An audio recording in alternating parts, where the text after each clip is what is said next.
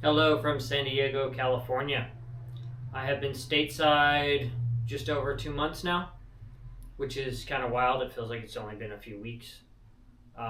When I was back in Indonesia, one of the reasons I decided to come to LA was I needed to get some parts for Triteia.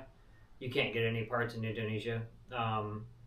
So my first thought was that I would fly to Darwin, which is the closest place in Australia that I could get parts, and it was only like 700 miles from Bali or something like that.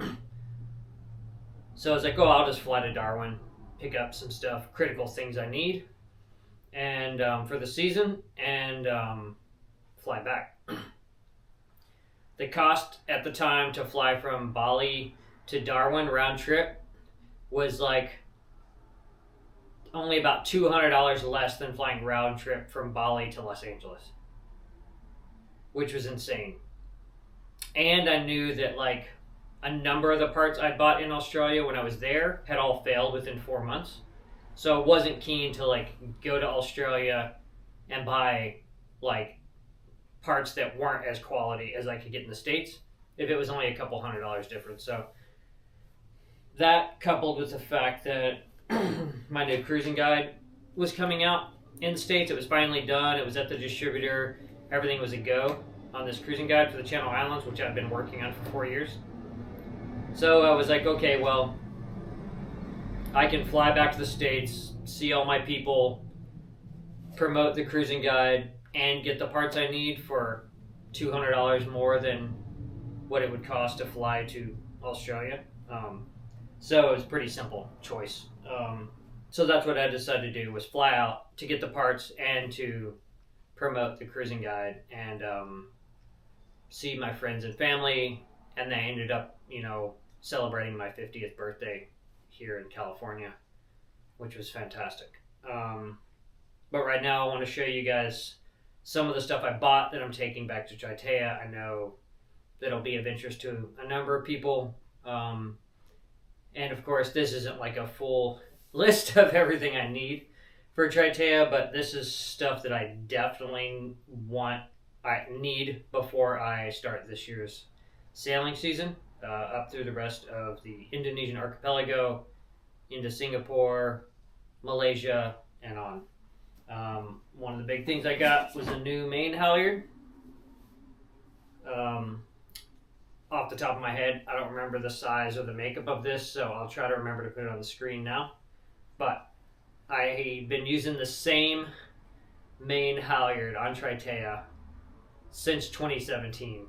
So the one I'm using right now is the same. It was like the best one that I could afford, which wasn't by any means the top quality one in 2017 because I was working paycheck to paycheck, but I've used that same halyard for that many years. So preemptively, and it's still fine, but it's always good to change things before they fail. So I got this beautiful new halyard. Another crucial thing I had to get was a new whale foot pump for the galley, freshwater. Whale gusher. Now my first whale gusher I installed in Triteia lasted I think 6 or 7 years. And it failed in Australia. I replaced it with some. The only option that they had in Australia was some TMC, some bad Chinese brand, and that thing failed within 4 months. Like the membrane inside split just from regular use. So I went ahead and picked up the proper whale. Amazing. The quality of these is fantastic. So excited to get that reinstalled. I bought another submersible rule pump for my fuel polishing system on Triteia. While I was here, I was like, I should just try to get as much stuff as I can. My iPad, I just use an iPad for all my navigation since leaving LA, and before that, all around the Channel Islands and stuff. So for over 16,000 miles of the circumnavigation, I've just used an iPad and a Garmin GPS puck. That's all I use for navigation. So my iPad that I'm using right now on Triteia is from before I left. I bought it new before I left, and it still works fine, but the battery life obviously is slower. I always keep it plugged in when I'm using it, but I found that sometimes it'll stop even with it plugged in. The battery will start dying. I'll have to unplug it, restart it, plug it back in, and sometimes I'm always spooked that it's gonna just stop charging. So again, preemptively, I bought a new iPad. Well, it's like refurbished or whatever, but it's like a 2022 model, I think, with a lot of memory. And I loaded it up with everything while I had high-speed internet here. Got all my charts downloaded, all that stuff that's easier to do on my end. I also got a new OtterBox because my other OtterBox is worn out and like leaking water and stuff. So preemptive navigation setup. I can keep my old iPad as a backup, which is always good. They always say, 1 is none, 2 is 1, 3 is 2, as far as spares go. Speaking of spares, I got a new 30-watt power adapter for my iPad. I also use this, for my MacBook Pro. I also use this for my iPad when I'm underway. I keep it on this sort of like higher volume charger. New cables. You'd be amazed. Like you'd think, a little USB-C to Lightning cable, super easy to come by in the States, but once you get into the wild of Indonesia, it's really impossible to find actual Apple products like this. And we know Apple products like Apple products. There's also like funny little things you pick up if you're, and I'm sure there's stuff I forgot to get, but I bought a whole box of the clear reader glasses I like on Amazon. So stocked up on those. And it's funny, it's like one pair of these at Walgreens is like, in the USA, is like $30. You can buy the same readers in New Zealand at the grocery store for $10. And then I bought this box of 5 for $17 on Amazon.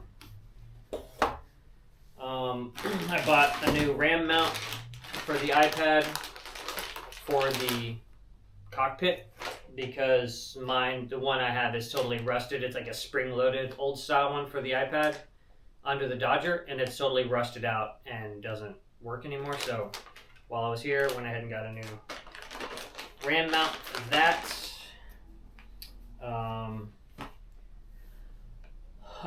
There was like a big storm that happened when I was in Bangkok, and Triteia's tow rail got damaged.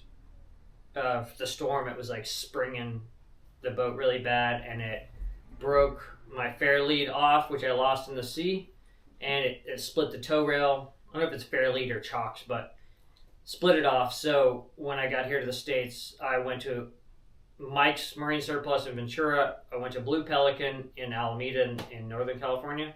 And finally at Minnie's, I found the one that is closest as far as its bronze and the patina will match. So we'll see how close it is to the other one I have. But either way, this will get me back in business to having like matching ones until I can get it. I think I'm going to have to, when I get to Malaysia, I'm going to do a mini refit, and I think I'm going to do like better blocks and like move the chocks into a different position than where they are now. But this part will get me set up back in business on that. I also got this rad handheld depth sounder for the dinghy. It's also going to be a spare if my depth sounder ever fails, then I'll have this little handheld on board. I've always wanted one of these, but because they're rad if you can go out in the dinghy and sound a thing, but since I spend so much of my life solo sailing, I can't really leave Triteia and go scout out and sound a bay. But when you have other people on board, then it's possible to do that.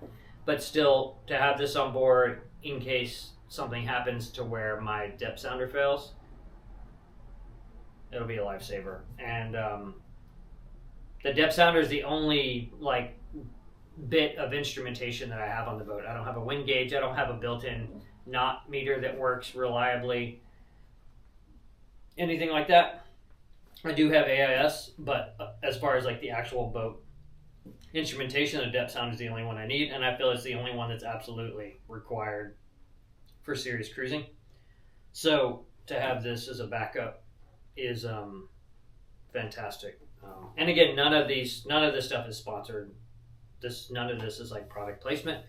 This is just like what I bought to bring back to Indonesia while I was in the States and had access to getting quality stuff.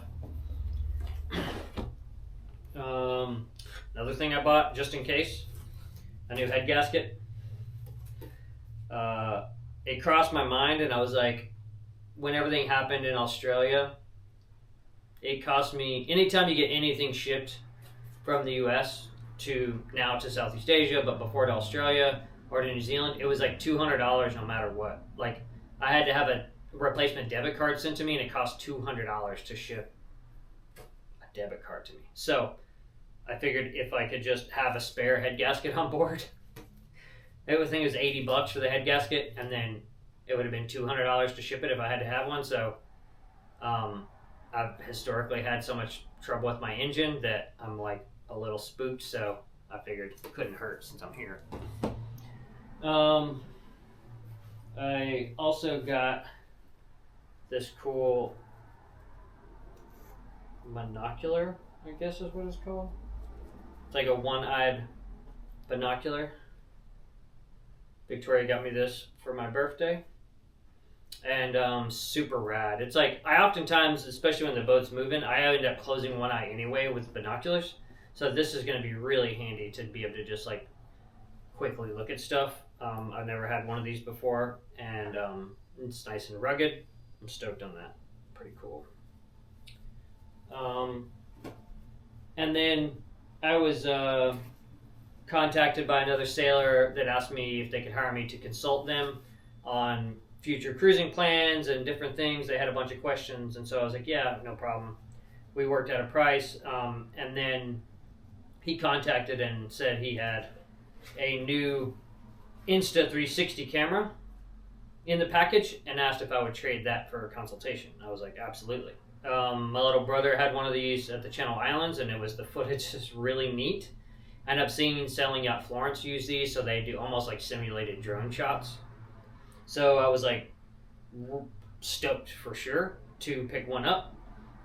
So I'll be testing this out this season and showing you some. I'll definitely be doing some dedicated 360 shots where I'll upload a special video to YouTube where you can like pan around either with your mouse or you can move your phone with those things. Really neat videos.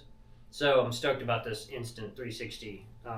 And a pretty cool to be able to trade consultation for a camera. Excited about that as a possibility.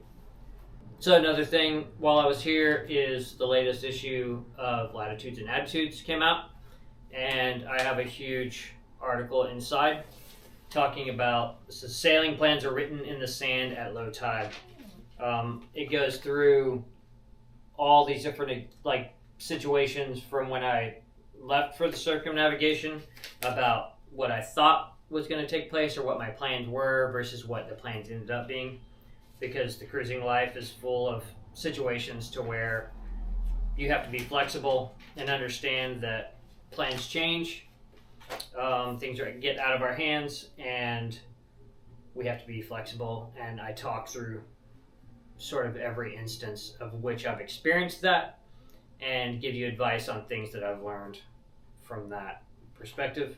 So yeah, pretty stoked. It's like I write for a ton of magazines, and I rarely get to see them like in person when they first come out, because normally I'm far away where you can't find them.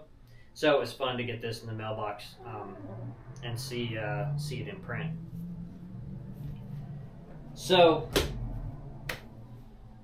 tomorrow I get on a plane.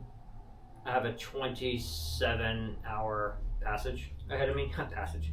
I have a 27-hour travel day. I fly from San Diego to Seattle to Taiwan to Bali, and then I'll be in Bali a couple days staying in a hotel trying to get over my jet lag.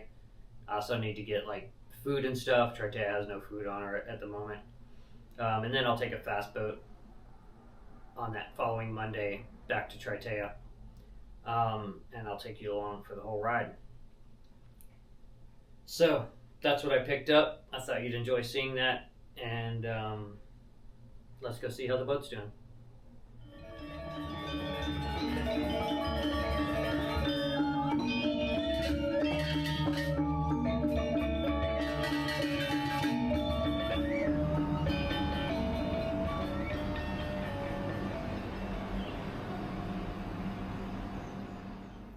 Hello from Bali. I had a 32-hour travel day to get back to Indonesia. I flew to Seattle and then Taiwan and then on to Bali. I've been in Bali, 3 or 4 days, getting over my jet lag in the nice air-conditioned room. Now it's time for me to catch my ferry back to Gili Gede and back to Triteia.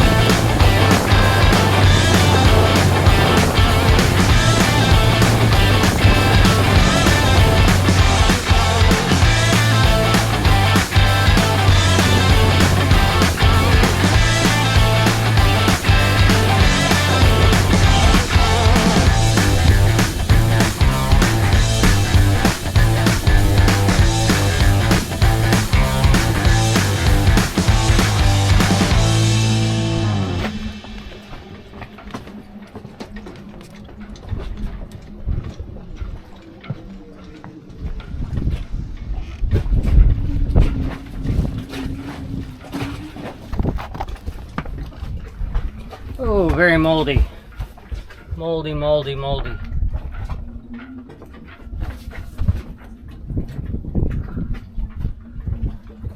See how bad it is inside.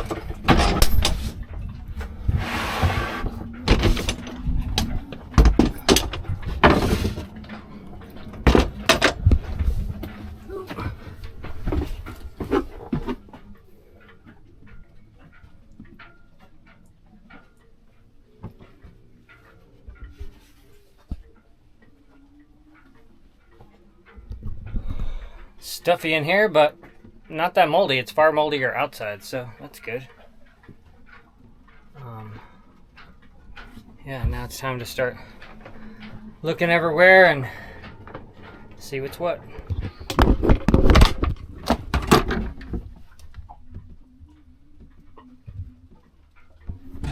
Just a regular amount of water in the bilge. Batteries say 14.21 volts, so battery's all good. Bilge pump light is on, so that's all good.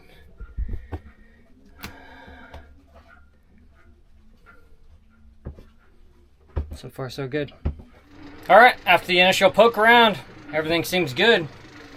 Very moldy, as I expected. Needs a deep clean on the whole boat, obviously. But I've been gone 2.5 months, so stoked. The batteries are topped up. The bilge is at its normal level, so those are win-wins. And so I got the boat opened up and airing out, and come tomorrow can start the cleaning process and getting the boat ready to move on.